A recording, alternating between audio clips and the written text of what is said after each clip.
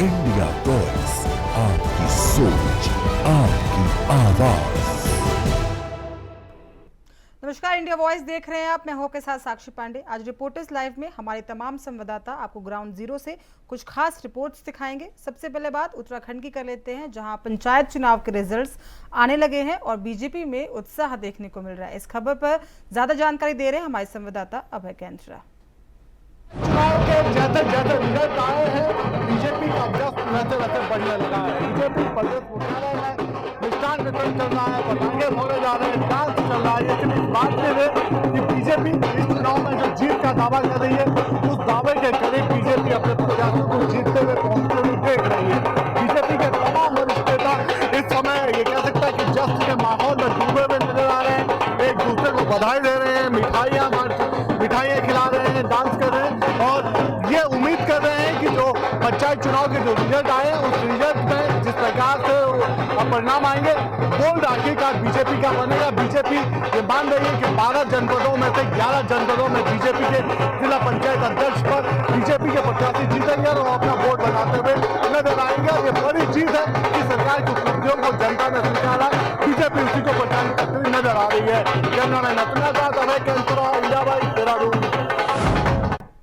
और उत्तराखंड में मौसम विभाग ने कई जिलों में भारी बारिश को लेकर रेड और ऑरेंज अलर्ट जारी किया है। इस दौरान क्या है प्रशासन की तैयारियां, बता रहे हमारे संवाददाता हितेश त्यागी। उत्तराखंड में एक बार फिर भारी बारिश का अलर्ट हो गया है। ऐसे में मानसून विभाग ने ऑरेंज अलर्ट के साथ साथ रेड अलर्ट भी जारी किया है। उत्तराखंड के कई ऐसे पर्वतीय क्षेत्र हैं जहां पर ऑरेंज अलर्ट जारी किया है, क्योंकि जिस तरीके से लैंडस्लाइड जैसे मामले देखने में आ रहे थे छोटी छोटी जगहों पर, तो ऐसे में प्रशासन के जो अधिकारी है उन्होंने उन हॉट स्पॉट्स को चिन्हित किया है जहां पर इस तरह की घटना होने का अंदेशा है। लिहाजा इसके लगातार मुख्यमंत्री पुष्कर सिंह धामी आपदा प्रबंधन के साथ बने हुए उनको सख्त निर्देश दे रहे हैं कि जिस तरीके से चारधाम यात्रा चल रही है, यात्रियों की सुरक्षा के लिहाज से वहां पर जो शिविर है उनकी भी स्थितियों का समीक्षा उन्होंने की। उन्होंने साफ तौर पर निर्देश दिए हैं कि चारधाम यात्रियों के लिए कोई भी दिक्कतें न हो, उसी लिहाज से जो शिविर है उनको और डेवलप किया जाए।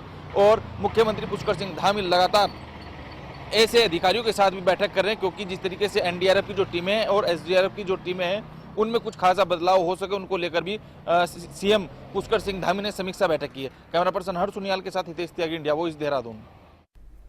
और एक खबर जौनपुर से है, जहां पर सपा द्वारा संचालित हो रहे पीडीए पाठशाला में नौनिहाल बच्चों के दिमागों में देश के पीएम मोदी के खिलाफ सपा नेताओं ने जहर घोलना शुरू कर दिया है। क्या है पूरा मामला, बता रहे हमारे संवाददाता विवेक। जौनपुर में समाजवादी पार्टी के कार्यकर्ताओं ने पीडीए पाठशाला लगाकर नौनिहाल बच्चों को प्रधानमंत्री नरेंद्र मोदी के प्रति भड़काने का काम कर रहे हैं, जिसका वीडियो सोशल मीडिया पर वायरल होने के बाद भारतीय जनता पार्टी के जिम्मेदार अधिकारियों ने उन कार्यकर्ताओं के खिलाफ कार्रवाई की मांग की है।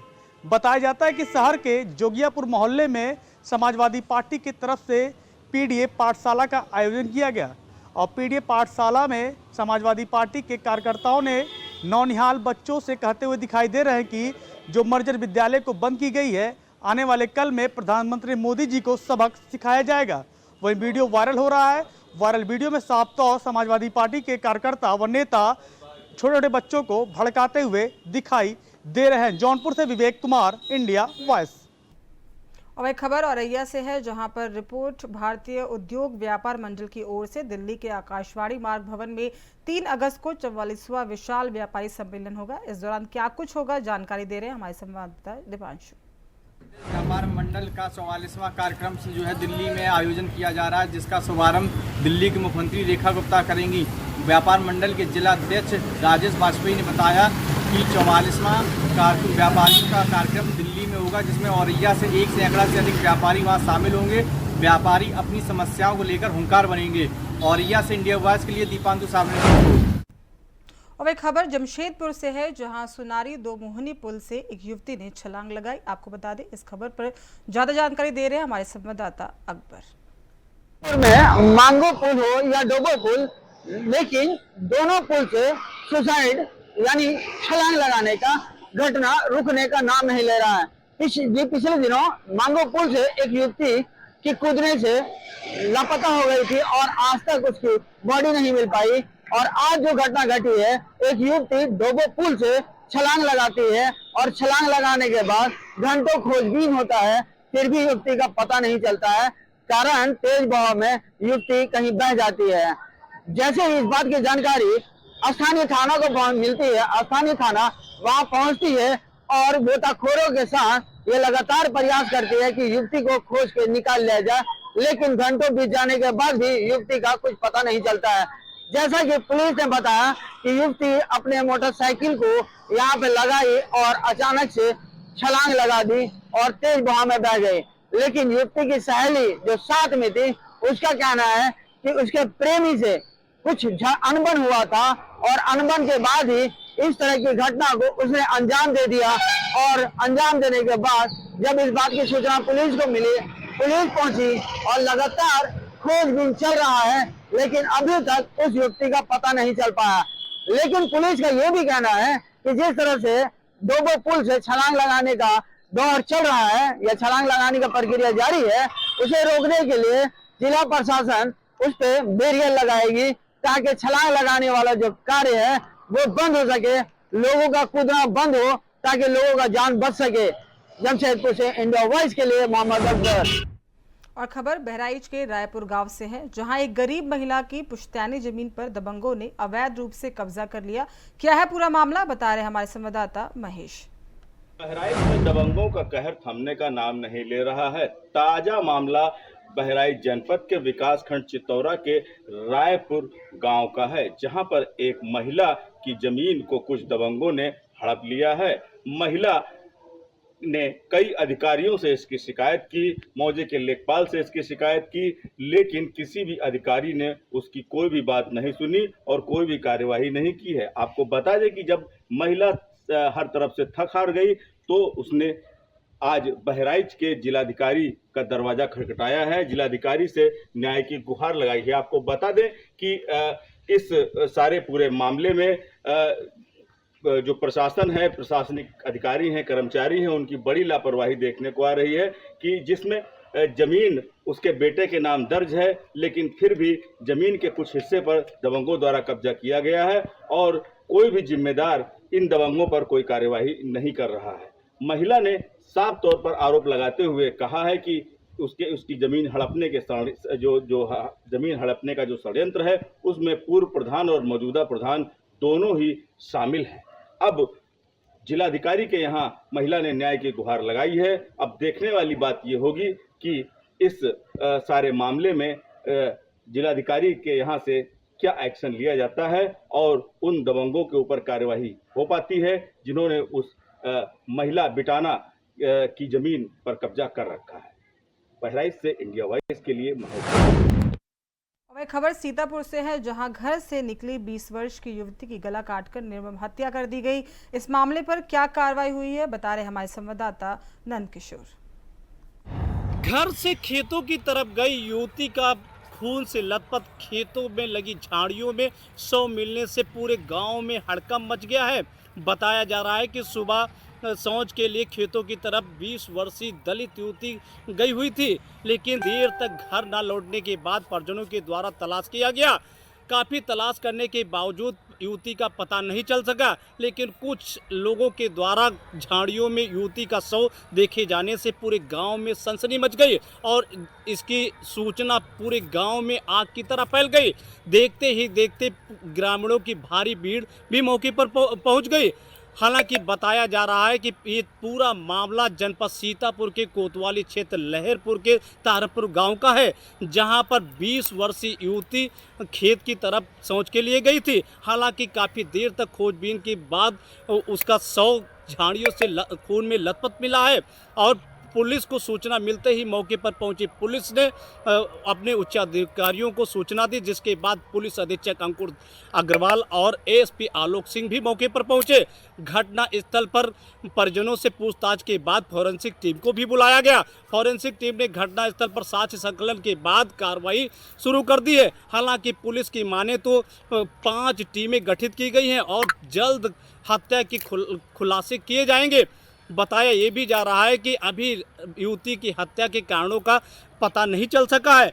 हालांकि पुलिस कई एंगलों से जांच कर रही है और जल्द खुलासे की बात कह रही है। अब देखने वाली बात होगी कि पुलिस कब तक दोषियों को पकड़ पाती है और उन्हें जेल भेज पाती है। सीतापुर से इंडिया वॉइस के लिए नंदकिशोर नाग। और खबर प्रयागराज से है, जहां गंगा और यमुना नदियां उफान पर है। इस दौरान क्या है प्रशासन की तैयारियां, बता रहे हमारे संवाददाता शोएब। संगम नदी प्रयागराज में गंगा और यमुना का जलस्तर बहुत तेजी से बढ़ रहा है। जो खतरे का निशान है उससे 1 मीटर नीचे है और ऐसे में हालात अब कहीं ना कहीं खराब हुए हैं। खासतौर से वो इलाके जो निचले इलाके हैं, तटीय इलाके हैं, वहाँ पर पानी पहुँच चुका है और इसीलिए जल पुलिस और एनडीआरएफ अब रेस्क्यू भी शुरू कर चुकी है। बहुत से ऐसे लोग हैं जिन्होंने अपने घर के 2nd फ्लोर पर अपना डेरा जमाया हुआ है। ऐसे में उनको सुरक्षित स्थानों पर भेजा जा रहा है। ये शहर के कुछ ऐसे इलाके हैं जो गंगा और यमुना के तटीय इलाके हैं, वहाँ पर अब जल पुलिस और एनडीआरएफ लगातार गश्त कर रही है। लोगों को समझा करके जो राहत शिविर बनाए गए वहाँ भेजा गया है। ज़िला प्रशासन ने राहत शिविर का इंतज़ाम कर रखा है, वहाँ पर रहने खाने की व्यवस्थाएँ की गई है। मनीष वर्मा जो यहाँ के नए जिलाधिकारी, उन्होंने भी जाकर के हालात का जायजा लिया और ऐसे राहत शिविर को भी चेक किया जहाँ पर लोगों को रोकवाया जा रहा है। तो कह सकते हैं कि ये जो हालात हैं ये लगातार अब बिगड़ रहे हैं। फिलहाल ये तीसरा ऐसा मौका है जब गंगा का जलस्तर एक बार बढ़ा है। इससे पहले भी 3 बार ऐसा हो चुका है। लेटे हनुमान जी जो यहाँ का ऐतिहासिक हनुमान मंदिर है, वहाँ पर पानी प्रवेश कर चुका है। लेटे हनुमान जी को माँ गंगा ने स्नान कराया, लेकिन अब उन इलाकों में ज़्यादा परेशानियाँ हो रही जो निचले इलाके हैं और इसीलिए प्रशासन भी सतर्क है। एनडीआरएफ लगातार चौकसी कर रही है और ख़ास तौर से ऐसे लोग जो घरों में जिनके पानी पहुँच चुका है उनको सुरक्षित स्थान पर रहने के लिए कहा जा रहा है। तो उम्मीद की जा रही है कि जिस तरह से जलस्तर बढ़ा है, आने वाले कुछ दिन तक इस तरह के हालात रहेंगे। हालांकि प्रशासन ने पूरी तैयारी की है और लोगों से भी सतर्क रहने को कहा है। Shoaib Rizvi, India voice, Prayagraj. और खबर मुरादाबाद से है, जहां सपा कार्यालय पर जिला प्रशासन का चाबुक चल रहा है। क्या है पूरा मामला, बता रहे हमारे संवाददाता सारिक। 1994 में समाजवादी पार्टी के तत्कालीन मुख्यमंत्री मुलायम सिंह यादव के द्वारा इस कोठी का आवंटन किया गया था। ये कोठी मात्र 250 रुपए के किराए पर आवंटित की गई थी। शहर के पौष इलाके में ये कोठी के बावजूद इस कोठी का किराया 250 रुपए रखा गया था, जिसके बाद मुरादाबाद जनपद में प्रशासनिक अधिकारियों ने इस मामले का संज्ञान लिया है। एडीएम प्रशासन के द्वारा इस मामले को लेकर एक नोटिस जारी किया गया है। मुरादाबाद के आदेश पर यह पूरी कार्यवाही अमल में लाई गई है।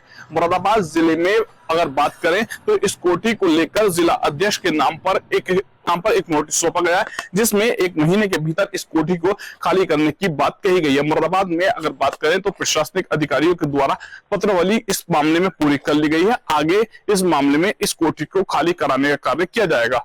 शारिक सिद्दीकी, मुरादाबाद।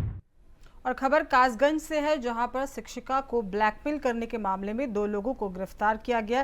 क्या है पूरा मामला, बता रहे हमारे संवाददाता अशोक शर्मा।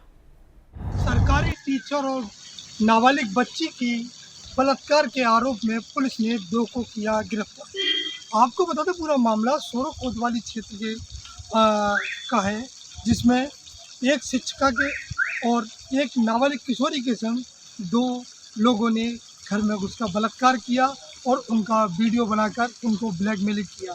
ब्लैकमेलिंग के बाद जब ज़्यादा बात बढ़ी तो ये बच्ची ने अपने परिजनों को इसकी सूचना दी। परिजनों ने तत्काल पुलिस अधीक्षक से मिलकर इसकी एफआईआर की। एफआईआर के बाद सर्विलांस और पुलिस की टीम ने जब इन दोनों आरोपियों को पकड़ा तो जिसमें चाहत अलवी और खुशनूर जो सोरो कस्बे के लहरा योग मार्ग के रहने वाले, इन दोनों को गिरफ्तार कर जेल भेज दिया। बताते हैं उन्होंने इस वीडियो बनाकर इन दोनों बच्चों को ब्लैकमेल भी करते थे और बाद में इनसे पैसा भी रखते थे। कहीं ना कहीं पुलिस इस एंगल से भी जांच कर रही है कि कहीं लव जिहाद का मामला तो नहीं है, और पुलिस इस एंगल पे जांच करने के बाद इनके बाद जो भी और लोग हैं उनके खिलाफ भी कार्रवाई करेगी। कासगंज से इंडिया वॉइस के लिए अशोक शर्मा की रिपोर्ट। खबर मथुरा से है, जहां व्यापारी से 1 करोड़ की चांदी लूटने वाले बदमाश को पुलिस ने मुठभेड़ में मार गिराया। आपको बता दें इस कार्रवाई पर ज्यादा जानकारी दे रहे हैं हमारे संवाददाता फारूक। 29 जुलाई की रात बदमाशों ने आगरा से मथुरा आते हुए चांदी व्यापारियों से बड़ी लूट की वारदात को अंजाम दिया था, जिसमें 70 किलो लगभग चांदी जो है वो लूटी गई थी और गाड़ी को रोककर रूरल एरिया में ले जाकर लूट की घटना को बदमाशों ने अंजाम दिया था। लेकिन पुलिस ने महज 3 दिन के अंदर इस घटना का खुलासा कर दिया। कल रात्रि तमाम जो टीमें लगी थीं उसमें 8 टीमों ने पुलिस की बदमाशों को घेर लिया और घेरने के बाद में बदमाशों से मुठभेड़ पुलिस की हो गई, जिसमें एक बदमाश ढेर हो गया और एक बदमाश गंभीर रूप से घायल हो गया है। घायल को एसएन मेडिकल कॉलेज में भर्ती कराया गया है और एक बदमाश एसएन मेडिकल कॉलेज जाते हुए उसकी मृत्यु हो गई। तो इसको लेकर पुलिस ने बड़ा खुलासा किया है। मथुरा पुलिस की ये बड़ी सफलता है। इसमें 100% जो चांदी थी वो लूट की पुलिस ने उनसे बरामद कर ली है, बोलेरो बरामद करी है और तमाम असला जो है उन बदमाशों से बरामद किया है। और जो बदमाश हैं उनकी पूछताछ की जा रही है, उनकी जांच की जा रही है, उनसे पूछताछ की जा रही है कि और बदमाशों का भी जल्द पुलिस जो है पकड़ेगी और इसमें जो है बड़ा खुलासा जल्दी और होगा। इंडिया वॉइस के लिए मैं मोहम्मद मथुरा। खबर हमीरपुर से है, जहां यमुना बेतवा नदी का तेजी से जलस्तर बढ़ रहा है और अभी दोनों नदियां खतरे के निशान से ऊपर बह रही हैं। क्या है प्रशासन की तैयारियां, बता रहे हैं हमारे संवाददाता रुपेश गुप्ता। बेतवा और यमुना का जल स्तर लगातार बढ़ रहा है और लगातार हो रही बारिश ऊपरी क्षेत्रों पर और लगातार बांध में जो पानी है वो भी काफ़ी तेज़ी से बढ़ रहा है और छोड़ा भी जा रहा है, जिसको लेकर हमीरपुर प्रशासन काफ़ी अलर्ट मोड पर नज़र आ रहा है। मैं आपको बता दूं, मैं इस समय खड़ा हूं राट तिराहे पर, जहां पर आप देख सकते हैं कईयों ऐसे घर हैं जो डूब चुके हैं और यहां के जो लोग हैं वो अपने स्थान पर जो रोड के किनारा वहां पर अपना आशियाना बना चुके हैं। और मैं आपको बता दूं, जो जिला प्रशासन है वो काफ़ी अपनी जो डिग्री कॉलेज हैं और जो स्कूल हैं वहाँ पर उनकी व्यवस्था करा रहा है। जो उनके जानवर हैं वहीं पे उनके चारे और खाने पीने का इंतजाम भी करा रहा है। और मैं आपको बता दूं, आज हमीरपुर में जो प्रभारी मंत्री रामकेश निषाद है वो भी यहाँ पर आए हुए हैं और जो बाढ़ पीड़ित लोग हैं और यहाँ के लोग हैं उनसे मुलाकात भी कर रहे हैं और जो समस्या है और इसके बाद जो जिला प्रशासन है उनसे मीटिंग भी करेगा। जो राहत सामग्री है वो भी बाढ़ पीड़ितों को दी जा रही है। जिला प्रशासन अपनी पूरी मदद कर रहा है यहाँ पर और जो सरकार की मदद है वो भी उन तक पहुँच रहे हैं। मैं आपको बता दूं, आज सुबह करीब जब बाढ़ से ज़्यादा क्षतिग्रस्त हो गए, करीब गौरा देवी के पास 2 से 3 मकान डूब चुके हैं। जो पक्के मकान बने हुए थे वो ढह गए थे, जिसको लेकर प्रशासन ने अपनी पूरी जो बाढ़ पीड़ित क्षेत्र हैं उनको पूरी मदद पहुँचाने का काम भी कर रही है। इंडिया वॉइस से रुपेश गुप्ता, हमीरपुर। खबर रायबरेली से है, जहां निजी बस संचालक की बीच सड़क पर दबंगों का वीडियो वायरल हो रहा है। क्या है पूरा मामला, बता रहे हैं हमारे संवाददाता राजू। दबंगों पर अंकुश लगाने के लिए प्रदेश सरकार तरह तरह के निर्देश जारी कर रही है, लेकिन प्रदेश सरकार के मंसूबों पर पानी फेर रहा है रायबरेली पुलिस प्रशासन। एक वानगी सामने आई है जहां एक बस संचालक के द्वारा मैजिक चालक को रोड पर ही कान पकड़कर उठक बैठक कराई जा रही है। ये नमूना काफी है, क्योंकि जैसे सरकार की मंशा है कि अपराधियों और दबंगों पर लगाम लगाया जाए और प्रदेश में शुद्ध वातावरण कायम किया जाए, लेकिन साफ तौर से देखा जा सकता है इन तस्वीरों के माध्यम से कि रायबरेली में आज भी दबंग हावी है और उनको खाकी का बिल्कुल भय नहीं है, क्योंकि सवारी बैठाने को लेकर विवाद हुआ था। बताया जा रहा है कि ये एक बस संचालक है जो मैजिक चालक को सवारी बैठाने के विवाद में जबरन कान पकड़कर उठक बैठक करवा रहा है। तो साफ तौर से इस पूरे मामले का वीडियो वायरल हुआ। वीडियो वायरल होने के बाद रायबरेली पुलिस प्रशासन के हाथ पांव फूले हैं और वीडियो के आधार पर वो अभी जांच पड़ताल में जुटी है और साफ तौर से रायबरेली पुलिस का कहना है कि वीडियो के आधार पर लोगों की पहचान की जा रही है और उनके खिलाफ कार्यवाही की जाएगी। Raju Tiwari, India voice.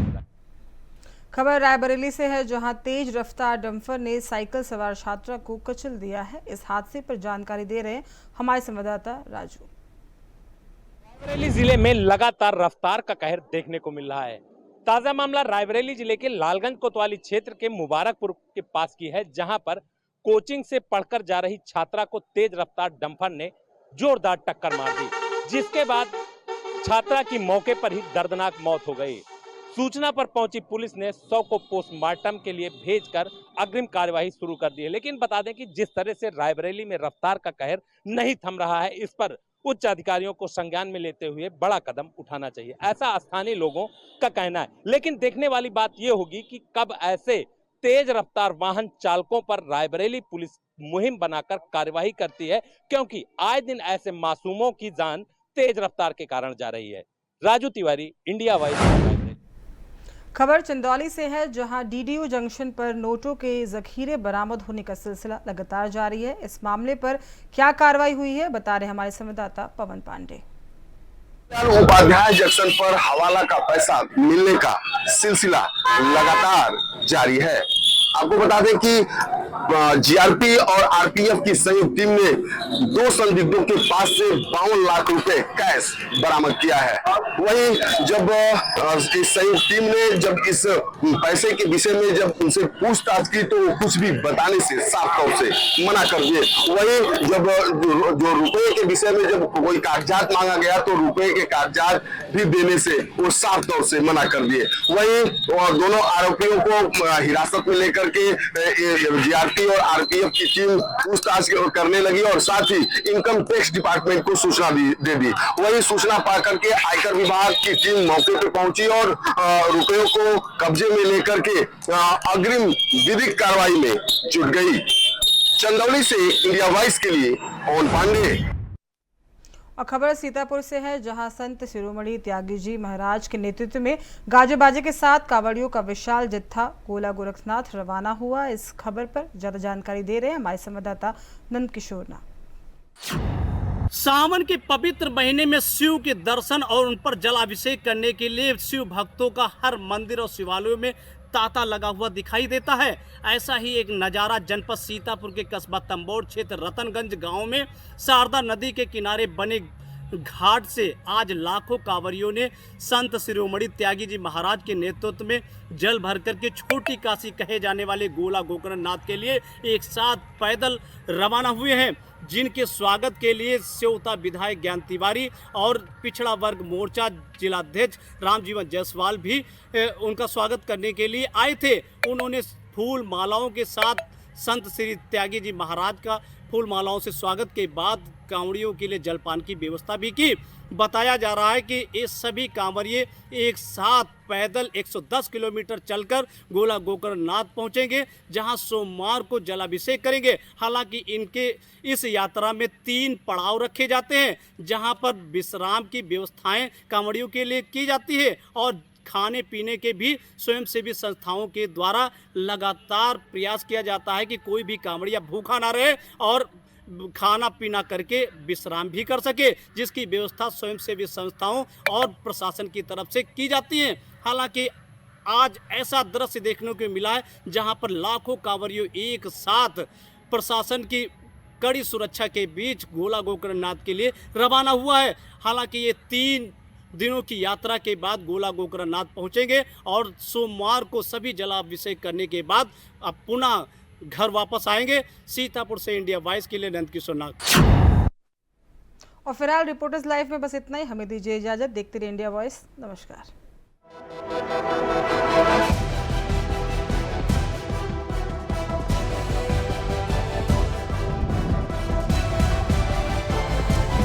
India voice, आपकी सोच, आपकी आवाज।